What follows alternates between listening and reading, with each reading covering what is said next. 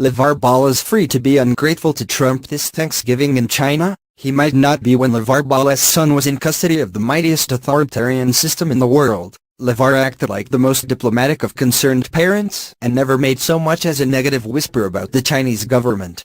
However, once our executive branch resolved the incident and got Ungrateful and two other allegedly light-fingered UCLA players back on U.S. soil, LaVar rushed back to his big baller image and used his First Amendment rights to downplay President Trump's role in the resolution and hasn't stopped since.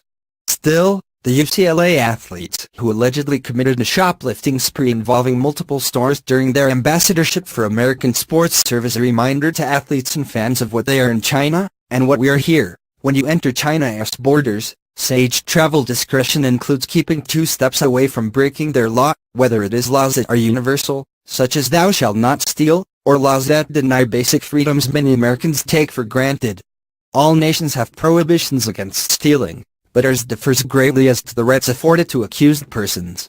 In China, if you get caught, there is no due process, and there is no notion of innocent until proven guilty. The overwhelming odds, which teeter just below 100%, are that you will be found guilty and that you will confess.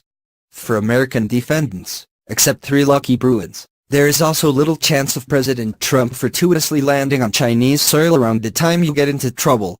Most offenders will be stuck begging for the State Department to do what they can as the legal process drags on while you sit in custody, arrangements exponentially worse than a luxury hotel. Focus, for a second, on the plight of a heartbroken parent named Antoinette Brown, whose son, Wendell, a 30-year-old semi-pro football player, has been sitting in jail for more than a year after getting arrested for getting in a bar fight with locals. He is trying to prove that he defended himself from flying bottles and that the man he is alleged to have seriously injured fabricated his injuries. Reportedly, it will take $100,000 to resolve the matter, which Wendell's family does not have. Wendell's rights as an American afford him a visit from our consulate's office once a month to check on him. As opposed to LaVar, Brown would not stop thanking Trump if he took a personal interest in the case.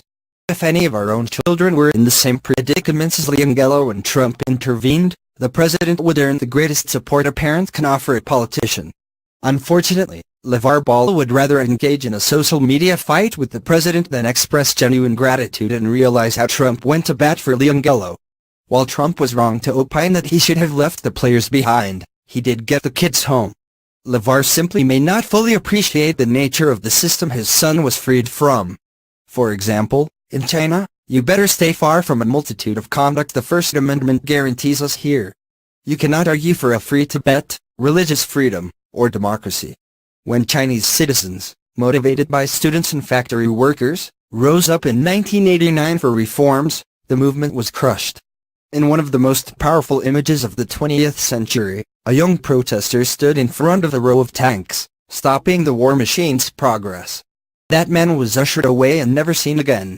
Additionally, there are still survivors of China's Great Leap Forward, a period of oppression that rivals any population has faced.